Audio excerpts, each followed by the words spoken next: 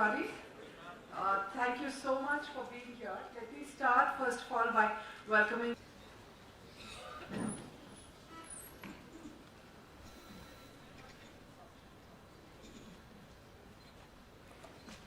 Good evening, Mrs.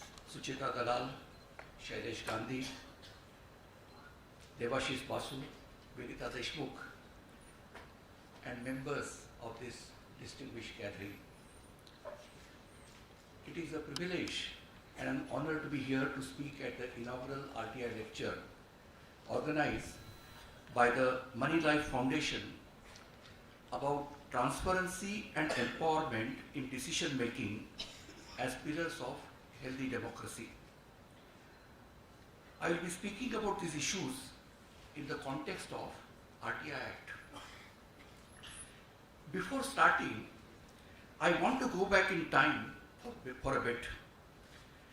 In 330 BC, one of the famous great Greek orators of the classical age, Aeschines, stood on the marble floors of an Athenian court and spoke of the importance of the public's rights to inspect government's records. A fine thing, my fellow Athenians, a fine thing is the preservation of public records. For records do not change, and they do not shift sides with traitors, but they grant to you, the people, the opportunity to know wherever you want. 2000 years later, James Madison, the fourth president of the United States of America, expressed similar views, observing that a popular government without popular information or the means of acquiring it is but a prologue to a farce or a tragedy, or perhaps both. A people who mean to be their own governors must arm themselves with the power which knowledge gives. What both these views have in common is the idea that the public's right to information is the cornerstone of a democracy, a founding ideal that gives priority to transparency over secrecy. Our constitution makers did not expressly include the right to information in the Indian Constitution, but they imbued the ideals of open government, accountability, and freedom of speech and expression within the Constitution, such that the Supreme Court could, in later years, derive a constitutional right of information from Article 19(1)(a). There are various justifications that underlie the need for a right to information. Roy Peled and Yoram Robin, in their excellent article on the constitutional right to information published in the Columbia Human Rights Law Review, break down these justifications for such a constitutional right into 4 prongs.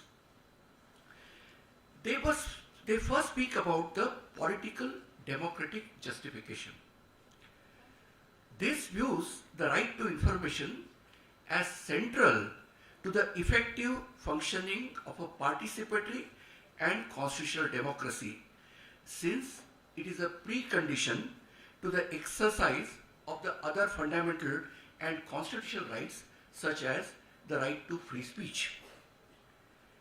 Peled and Robin used the example of a 2004 request for information submitted to the Pentagon for documents related to the 2001-2003 debates over estimate troop levels deployed in Iraq to demonstrate the centrality of right to information. Now, the released documents pursuant to that request revealed that while the military prediction had been that around 5,000 soldiers would be stationed in Iraq by the end of 2006, in reality, 134,000 American soldiers were still stationed in Iraqi soil in 2006 when the information was disclosed. In fact, President Bush sent 20,000 additional soldiers within 2 weeks of the release of the information. Thus, the information provided a fulcrum for debate around the need and extent of US troop level in Iraq, since it demonstrated the contrast in the government prediction and reality. I may give another example where the Israeli High Court ordered the release of hearing protocols of the Winograd Commission to investigate the conduct of the Second Lebanon War. Now, these protocols contained testimonies of the Prime Minister, Minister for Defense, Chief of Army Staff, and several army officials. The Israeli High Court still permitted the release of these documents. And this information played a great part in formation of public opinion around the management of the war. In the Indian context too, the right to information has been integral in fostering a culture of participatory democracy. No place is this more evident than in the recent Aadhaar debates. RTI activists, journalists, and ordinary citizens have successfully used the RTI to get information about the number of enrollment centers that have been blacklisted, about the number of Aadhaar cards that the UIDAI has deactivated or cancelled over the 7 years, about the number of FIRs that have been filed by the UIDAI under Section 47 of the Aadhaar Act, and importantly, about the basis for calculating the savings claim. The government claimed that it had saved over 14,000 crores due to Aadhaar. The RTI information revealed that this claim was highly exaggerated and not supported by any record. RTI has thus become a treasure trove of information that has allowed us to know that there had been a disclosure of Aadhaar numbers and other personal data by over 210 government websites, which brought out the clear privacy dangers associated with Aadhaar and led to UIDAI and government taking corrective measures. RTI applications also revealed that 99.97% of Aadhaar numbers were issued to people who already had 2 existing identification documents, thus questioning the government claim that Aadhaar was necessary in order to give everyone an identity. RTI also helped in revealing the truth behind the functioning of Jana Dhana Yojana, the government's flagship scheme under which the unbanked get bank accounts. Indian Express sent RTI queries to more than 30 national and regional banks to report on a story about how bank officials were quietly making 1 rupee deposits, some from their own allowances and some from money kept aside for office maintenance, with a view to reduce their branches' tally of zero balance accounts. RTI information revealed that 18 public sector banks and their 16 regional rural subsidiaries held 1.05 crore Jana Dhana accounts with deposits of ₹1. All 1 rupee deposits have been made by bank officials either through their own pocket or through the maintenance amount. This led to a great public debate about such practices, zero bank balance accounts, and the efficacy of the Jana Dhana Yojana itself. And our democracy got richer by this experience.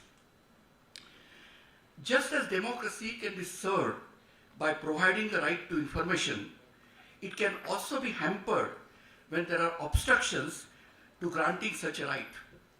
For instance, the Henderson-Brooks Bhagat report, this was an inquiry into the Indo-China War of 1962 and presumably the failures within the establishment to prevent or appropriately respond to the war. This has remained a secret for the last 50 years, leaving the public in the dark about the mistakes that led to the disastrous war effort. A related justification for the constitutional elevation of the right to information is the instrumental justification, which views this right as a necessary prerequisite to allow citizens to exercise their other constitutional rights or statutory rights. This view focuses on reducing the dependence of the citizens on the state and enabling them to effectively exercise their rights. Thus, just as the right to education creates a more refined citizenry, the right to information under such a view is important to allow them to hold the government to account. When a public agency stores information touching upon an individual's rights or duties, the only protection that the citizen has is through a guaranteed right to information.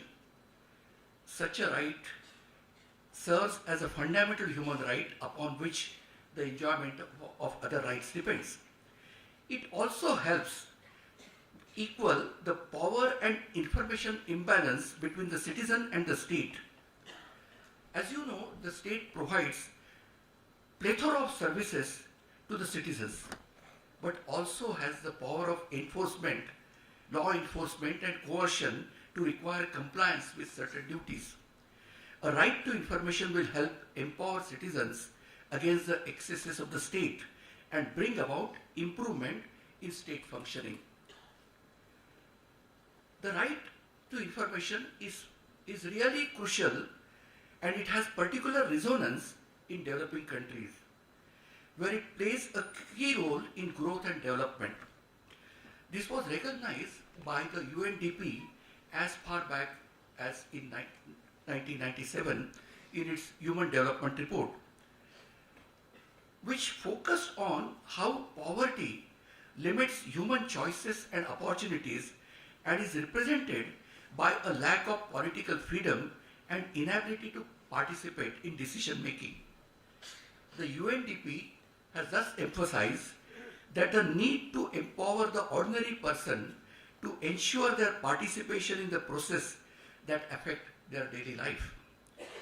A strategy for poverty reduction, after all, must focus not only on what needs to be done, but also on how to ensure that action is to be taken. This requires fundamental reforms like promoting political participation by all, ensuring accountability and transparency in government, preventing the criminalization of politics, promoting free flow of information and freedom of the press, while ensuring a strong role of community groups and NGOs in policy making. This is particularly important in transitional or young democracy like India, where uninformed people find it difficult to fully participate in the political process. Empowerment happens when people are given access to information and are able to understand how best to use that information in the political and legal sphere.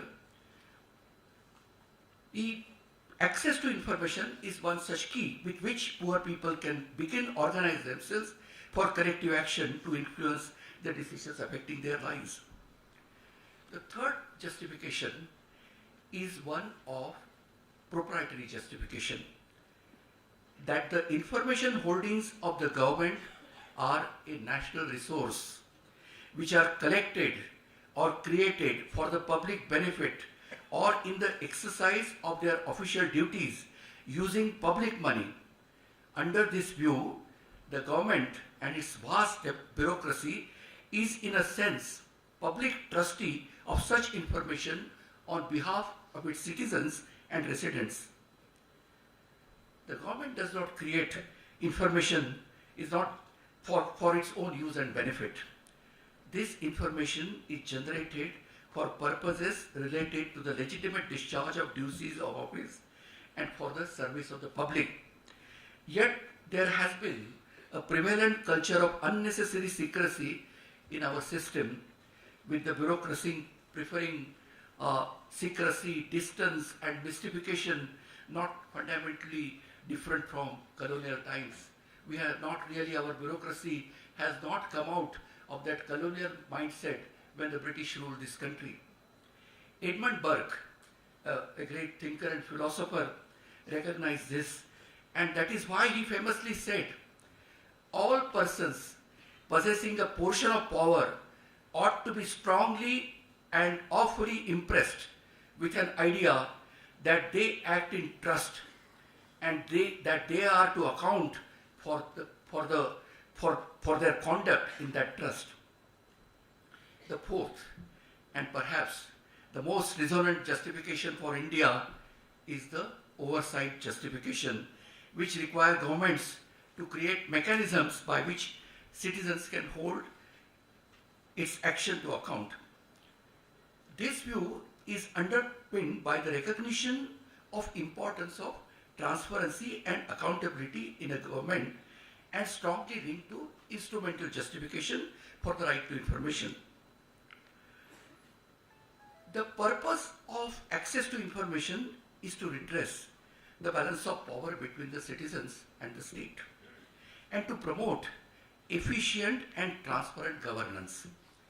Open government laws are not merely for the satisfaction of citizens' curiosity. There is an inseparable connection between citizens' interest in how the country is governed and a right to access to records of the government, which go a long way in disclosing inefficiency, arbitrariness and corruption. Bureaucratic apathy and lack of transparency are the root causes inherent within the state machinery, which are only seriously challenged if there is a right to information. Such a right should have simplified rules of procedure along with a focus on proactive dissemination of relevant information to the public, about which I will speak a little later. I'll tell you a very interesting thing which happened in UK. There the freedom of information battle resulted in revelations that led to the MP's expenses scandal. The release of records pertaining to the expenses claimed by MPs resulted in an immense public debate and outrage over the abuse of law.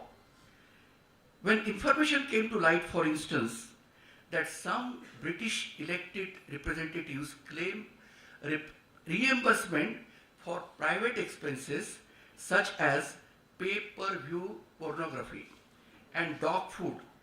More importantly, and that is really the important part, this led to reforms in the reimbursement of the MP's expenses.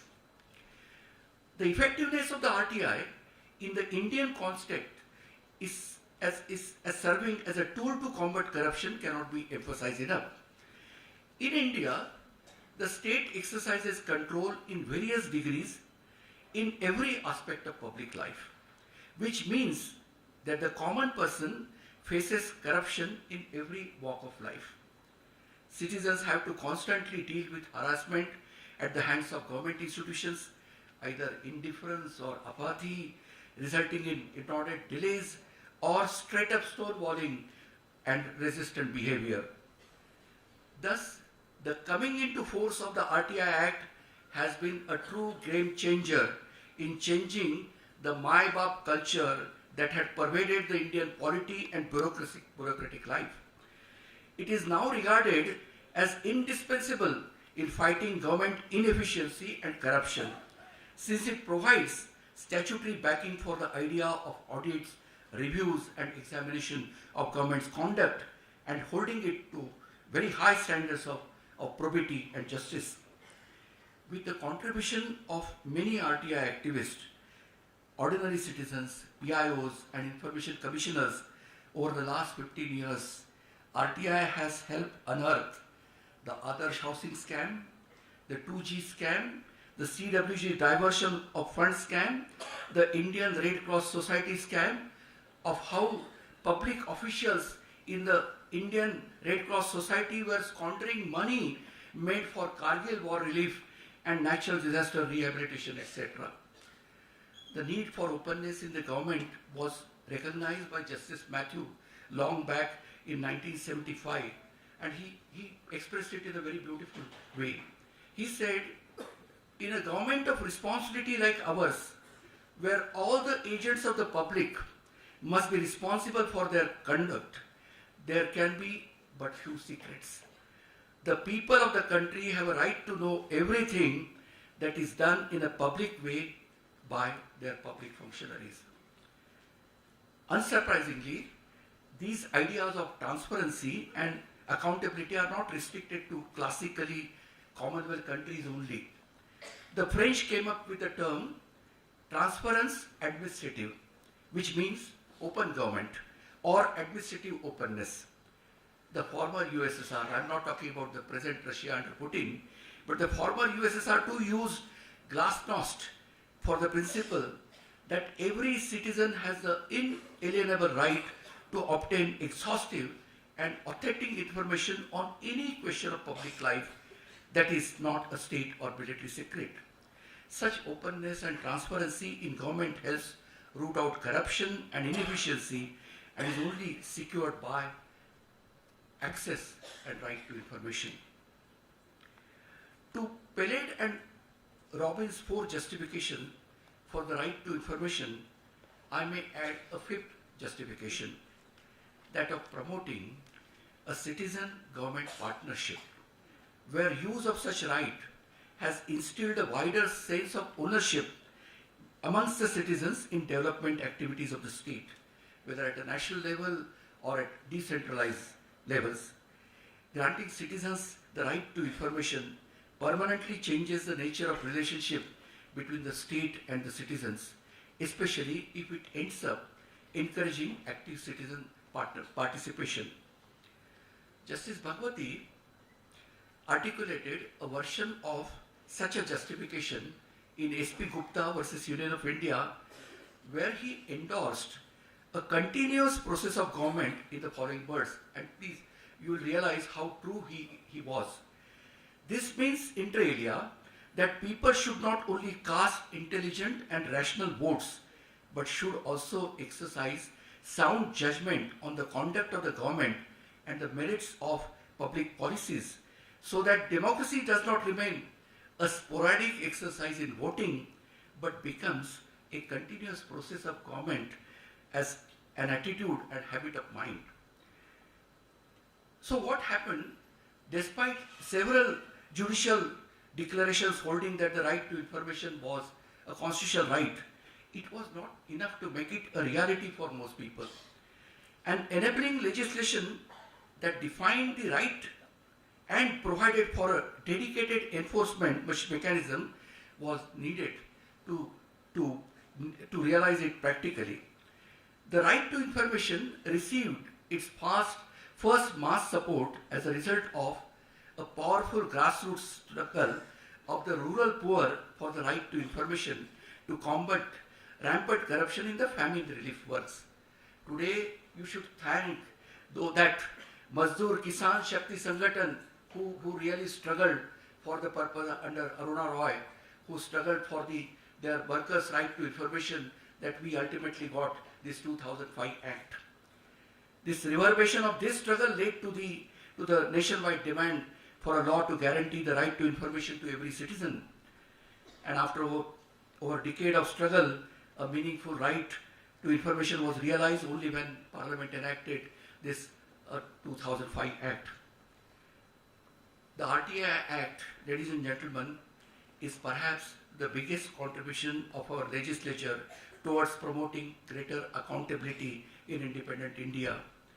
If information is power, then the RTI Act has been a veritable Brahmastra in the hands of Indian public.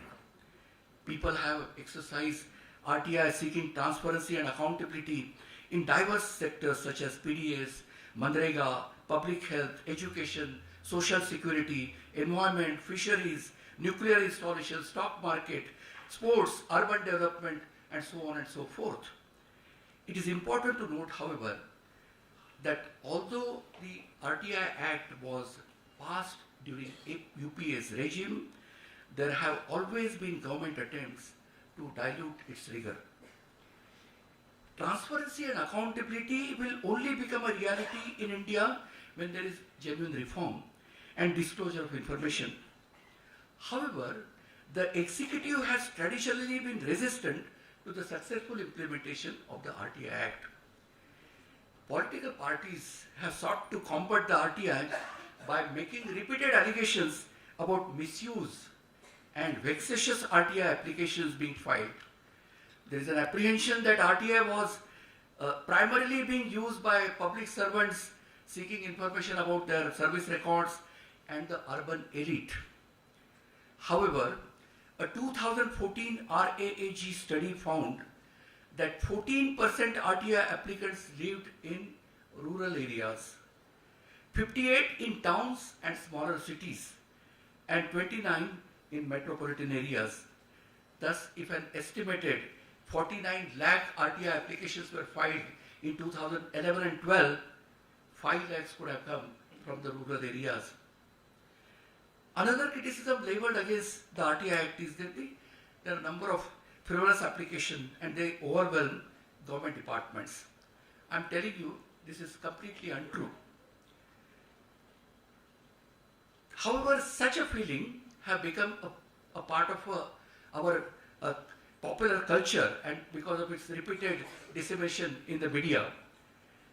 Now, when RTI inquiry was put to PMO about the evidence of such frivolous and vexatious RTI applications, the reply was that there is no such information available. On the other hand, the two national studies done by RAAG in 2008 and 2014 statistically proved that there were negligible number of vexatious and frivolous applications, less than 1%. And 67, and this is most important, 67% of RTIs filed seeking information that should already have been in public domain if there had been proactive disclosure of information under Section 4 of this RTI Act. Section 4, ladies and gentlemen, is one of the most critical sections of the RTI Act. It requires the government to proactively disclose information on a range of issues and is the future direction for the transparency law. Unfortunately, there has been no systematic effort by the government to improve the implementation of proactive disclosures. Research has shown that nearly 70% of all RTI applications ask for information that should have been proactively disclosed. In 2015, the Prime Minister had drawn the link between the RTI Act and good governance at the CIC Convention. He said, public authorities must analyze the RTI applications received by them to identify weaknesses in the functioning of the public authority. However, it appears that there has been no action whatsoever on the suggestion of the Prime Minister till date. This is unfortunate, since the government should be moving towards a system where all information, say whatever is exempt under Section 8, is proactively available to citizens. In fact, the hallmark of a democracy is that citizens have the right to question the government on all its actions. This is possible only if proper information about government decisions and policies is provided to people in a proactive manner. The trend of making claims and taking policy decisions without adequate information is very dangerous. We have seen that several recent claims of the government have not really withstood the RTI inquiry or the other investigation, and it's a very unfortunate trend. I gave you the other example, but there are many such examples. Most worrying is the recent trend to not maintain proper records. Lack of record maintenance prevents public scrutiny and accountability of government actions. Media reports indicate that government is using WhatsApp to communicate information so as to evade public accountability. There is one more thing which you must take note of, that the RTI is also trying to be weakened through the creation of vacancies and arrears. Thus, most states and currently the Central Information Commission also do not have a full complement of commissioners. In some states like Andhra Pradesh, there is no functional information commission at all. Even the Telangana Commission was set up only a few months back on the direction of the High Court. Similarly, the Maharashtra State Information Commission is without a chief, and there are 3 vacancies in the Central Information Commission which have not been filled. The story of apathy and deliberate inaction is similar in various state governments including Sikkim, Rajasthan, Madhya Pradesh. The vacancy in post is compounded by a lack of transparency in the appointments that are being made to the central or state information commissions. The Supreme Court in Union of India versus Namit Sharma laid down the beginnings of a transparent process and directed that qualifications and experience of selected candidates must be made public before they are being selected. Even this bare minimum requirement of transparency in selection has not been followed by many states, with appointments in Kerala, Gujarat and Andhra Pradesh being struck down for lack of transparency. It is one of the greatest ironies that the appointment procedure for the Chief State Information Commission is not transparent. In fact, it represents another instance of complete failure to implement the provisions of the Act, even though this is one of the few laws which are used by common people, by ordinary people most. Next thing we should be concerned about is something mentioned by Ms. Sucheta Dalal in the beginning, that is non-operationalization of the Whistleblowers Protection Act and the Lokpal and Lokayukt Act. The Whistleblowers Protection Act was passed by Parliament in February 2014 after a sustained campaign by activists and families of slain whistleblowers. Some of you will remember Satyendra Dubey, who lost his life because he exposed the malpractices. Now, as the government has still not operationalized from 2014, the law is not instead, it moved an amendment bill in May 2015 which seeks to severely dilute this bill. The amendment bill seeks to remove safeguards available to whistleblowers from protection under the Official Secrets Act, and also introduces wide-ranging exclusions by stating that disclosure should not contain information which would prejudicially affect the sovereignty, integrity, security, strategic, scientific or economic interests of the state. Just where is the protection? The whole act is rendered ineffective by this 2015 amendment. The non-operationalization of the Whistleblowers Act is also accompanied by non-operationalization of the Lokpal and Lokayukt Act. You will recall that when Mr. Anna Hazare started the agitation for an effective Lokpal and Lokayukt bill, the ruling party was stood alongside him in great support. And today, in last 4 years, we don't have appointment to the Lokpal. The excuse given by the government was that the act requires that the leader of opposition should be one of the members of the committee for selection of the Lokpal. And there is no leader of opposition because Congress party is not, Mr. Kharge is not recognized as leader of opposition. They could have amended a simple amendment instead of leader of opposition, the leader of the largest opposition party. And this they did in some other statutes.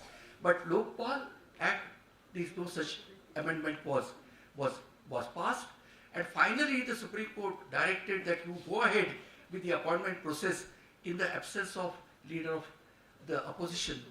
And Mr. Kharge was invited as a special invitee, and he wrote back that what's the role of a special invitee? I mean, I don't know what is the sanctity of this selection, where only the government representatives and the Chief Justice of India is present. There is no presence of the opposition party. I agree that there is a perceived incorruptibility around the Prime Minister and some of his ministers. That itself is no reason to discard or dilute existing laws promoting oversight and audit of the government actions, especially since the problem of corruption and opacity in the functioning of the lower levels of government remain. You face it every day. There is no change in the lower level of bureaucracy or many layers of the government. So therefore, not passing these important statutes or not operationalizing them is a serious lapse on the part of the government.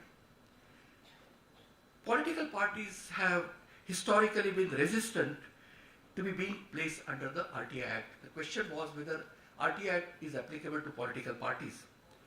They resisted the application of the Act on the ground that they are not public authority and that revealing names of their donors might endanger donors' lives, that it would impact the party's decision-making process. I am of the firm view that placing political parties under the ambit of the RTI Act will open politics to public scrutiny, regulate political funding, and clean up our electoral ecosystem.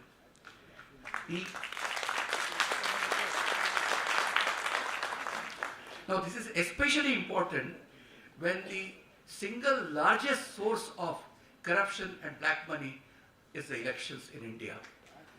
So that's the mother of all corruption and the black money.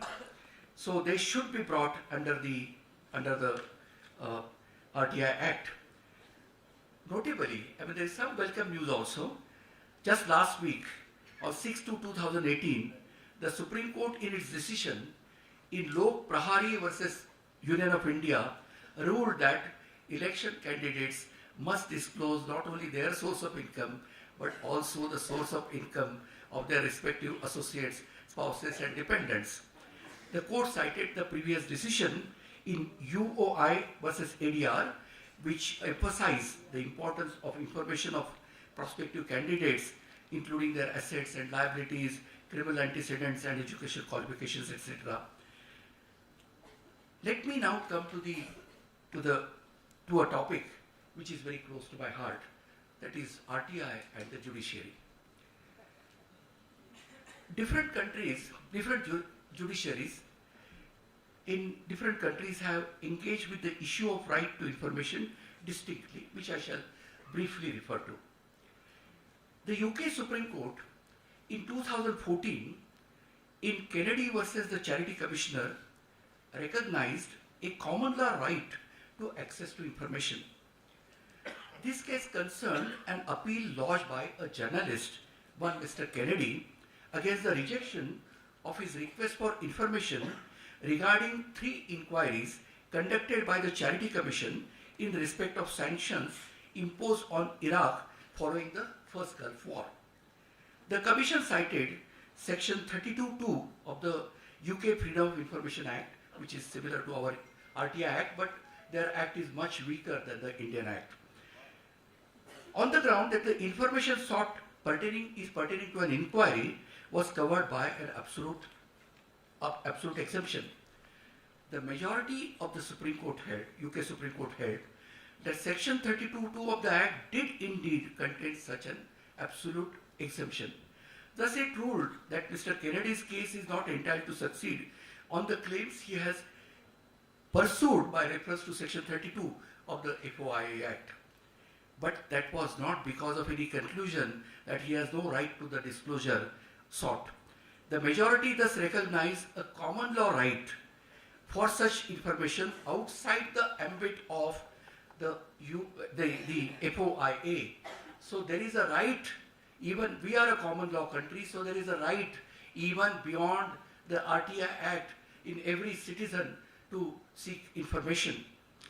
The court said that the Charity Commissioner has the power to disclose information to the public concerning inquiries on which it has published reports, both in pursuit of its statutory objective and under general common law duties of openness and transparency on public authorities.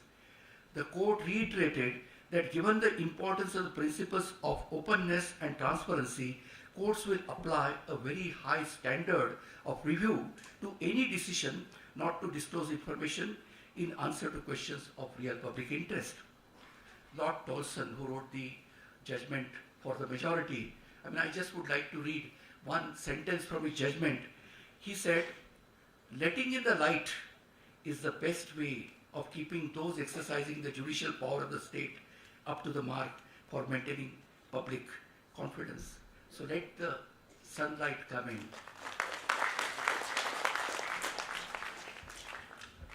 The Inter-American Court of Human Rights has in its jurisprudence also interpreted Article 13(1) as conferring a positive right to receive and a positive duty to impart information. That was in Reyes versus Chile, a decision dated 19 September 2006. The Israeli Supreme Court has also reached the same decision. In contrast, the US Supreme Court in Hosins versus KQED Inc. is a 1978 very old decision, held that there is no constitutional right to have access to particular government information or to require openness from the bureaucracy. The Constitution itself is neither a Freedom of Information Act nor an Official Secrets Act. That's a very disappointing judgment, but I would like to read to you the very powerful dissent by Justice Stevens. See, Chief Justice Holmes, while talking about the First Amendment to the American Constitution, that is right to speech and expression, spoke about the marketplace of ideas. So all ideas should flow, come to the marketplace, and the best idea will be accepted by the people. So he spoke about marketplace of ideas. So Justice Stevens wrote in his dissent, "The dissemination of ideas can accomplish nothing if otherwise willing addressees are not free to receive and consider them. It would be a barren marketplace of ideas that had only sellers and no buyers. It would be an even more barren marketplace that had willing buyers and sellers and no meaningful information to exchange." Now I come to the Indian judiciary. I have elaborated to you some judgments of Supreme Court like S.P. Gupta and Raj Narayan. So position in India is very well settled that there is a constitutional basis for and statutory basis for right to information.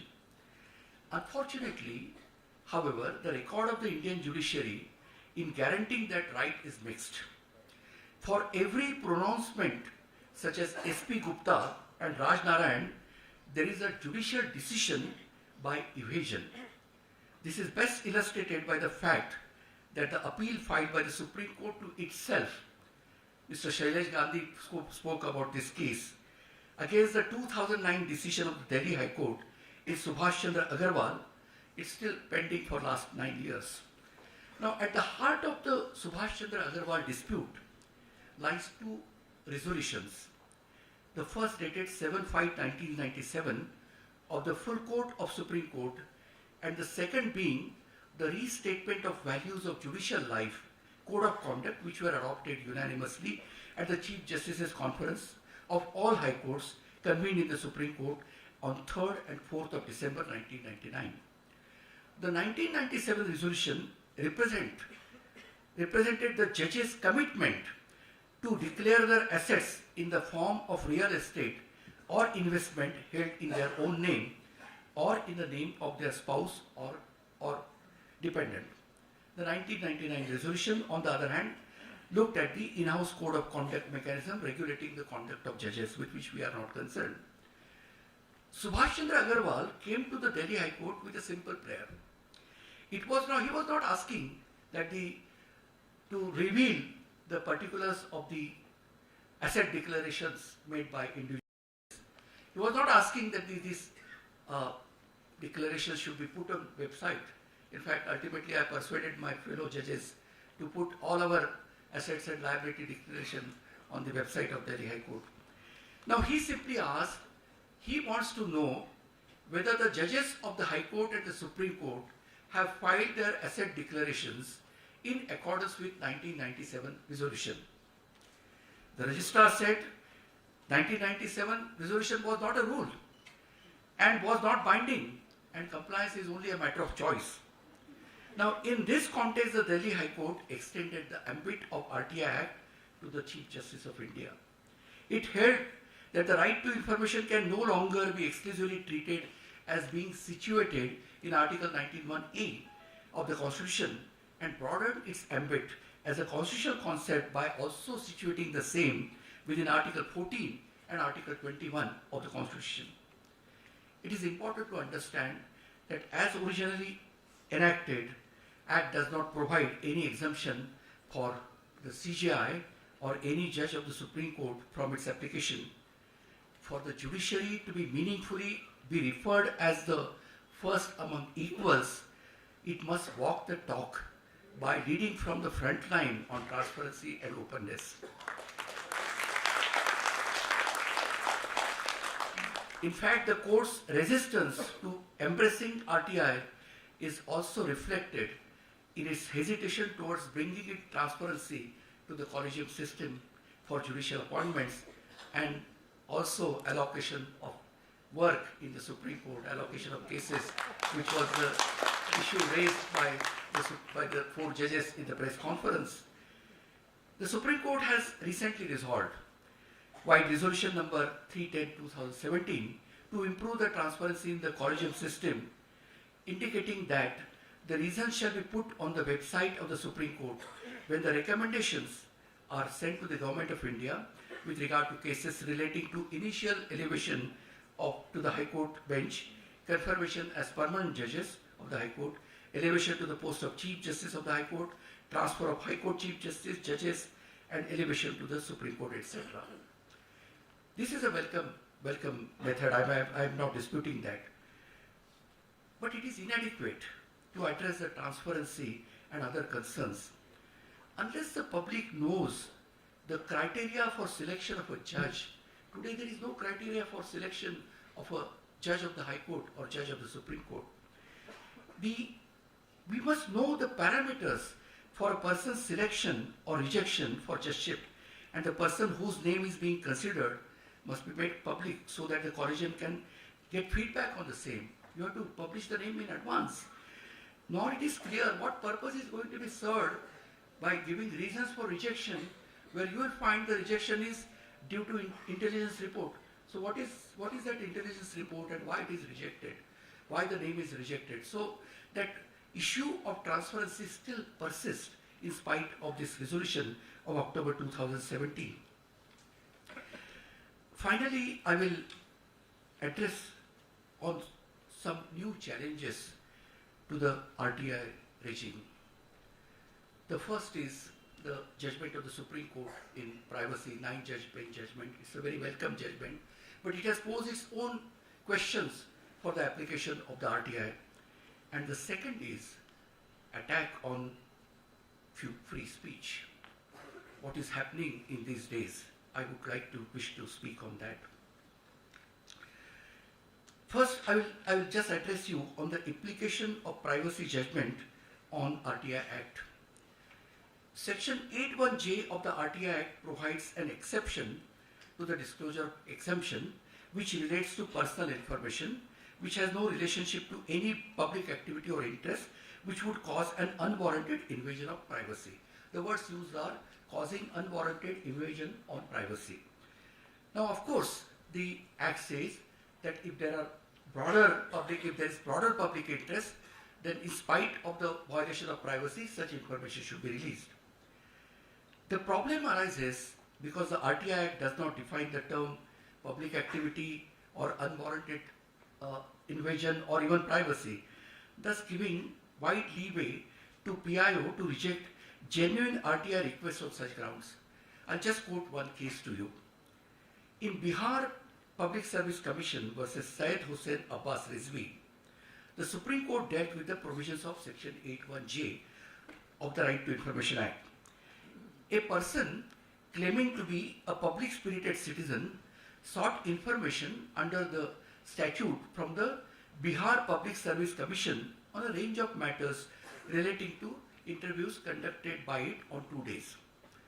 The Commission disclosed the information save and except for the names of the interview board. The High Court directed disclosure, but the Supreme Court overturned the judgment of the High Court, citing the need to balance the public and privacy interests. I not understood how the names of the Public Service Commission who conducted the interviews would be a matter of privacy, but still it was the High Court judgment was reversed by the Supreme Court.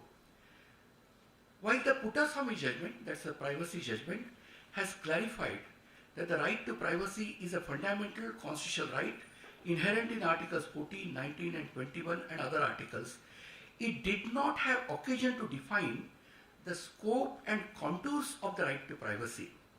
In fact, the judgment has created some uncertainty about how the right to privacy will now interact with the right to access information, especially when it concerns sensitive topics such as the degree of the Prime Minister or the assets and liabilities of public servants or their performance evaluation report. I'm just giving you some examples.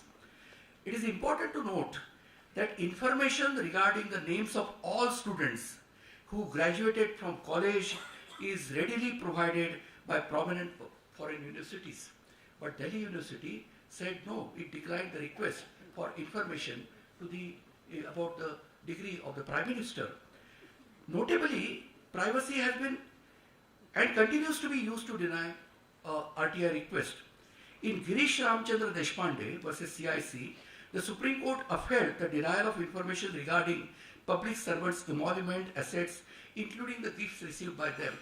I have not understood this distinction.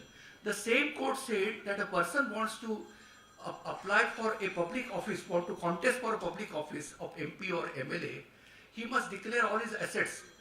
But a bureaucrat who is going to serve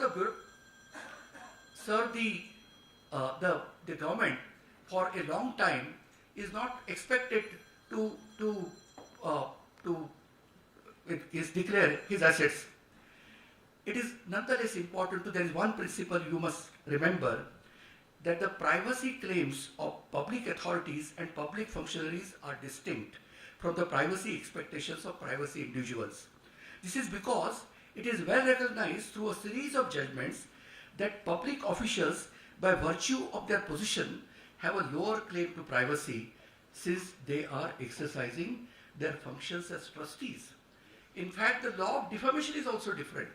When it comes to defamation, the standard of proof which is required to prove defamation by a public servant is much higher. I mean, you have to not only show that the statement is made falsely, but also you have to show that it is in utter disregard of the truth, or it is recklessly made. Mr. Morarji Desai, our Prime Minister, was called a CIA agent by Harsh Seymour, a very famous Washington Post writer. So Mr. Morarji Desai filed a suit in American court, and it was Harsh Seymour could not produce any evidence about the implication of Morarji Desai. So finally, but Morarji Desai lost because the court held that still it is not a reckless disregard for the truth. So this is the law which deals with the government servant has to be different. The privacy principles of relating to a private person and a government servant cannot be the same. Furthermore, this is again an important point. Puttaswamy was concerned with privacy as a shield against intrusive state action, and not how it could be used as a sword to limit the amplitude of other rights, such as the right to information as exists between the citizen and a functionary. The Aadhaar Act further compounds the problems, especially when we consider the right to information concerning oneself, yourself. While the RTI Act recognizes a citizen's right to information regarding third party, that is public authority, the Aadhaar Act is concerned with the right to access information about oneself. Aadhaar collects your data, your biometrics. Shockingly, the proviso to section 28(5) of the Aadhaar Act has made it clear that an Aadhaar number holder does not have the right to access core biometric information about themselves. What this means is that while the state has access to my fingerprint and iris scan in their central identity database repository, I myself am prohibited from accessing this information. So finally, then I turn to the issue of the right to speech, which in my view is under some strain. I have elaborated on how the exercise of access to information is sine qua non for the free exercise of speech and other constitutional entitlements. However, in my view, free speech is under attack. Today, ladies and gentlemen, we are living in a world where we are told what we can and what we cannot eat, what we can and cannot see, and what we can and cannot speak about. Dissent, especially in the university space and in popular culture, is being curbed. We have journalists who are shot dead at point blank range merely for the views they hold and propagate. We have movie producers and directors who are forced to make edits in their scenes and issue disclaimers despite CBFC clearance, so as to not offend the sentiment of a particular single community. Think of the controversies surrounding Padmavat, lipstick under the burqa, S. Durga or Jolly LLB, and you will realize we are living in an increasingly intolerant society. More importantly,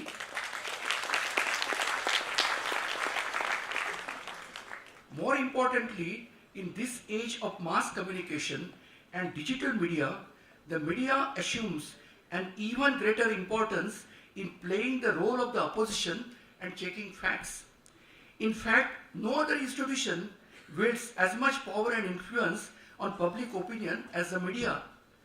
However, in recent times, a section of media, or rather large section of media, and particularly the electronic media, through its biased and one-sided reporting, has unfortunately aided in the restriction of the free speech.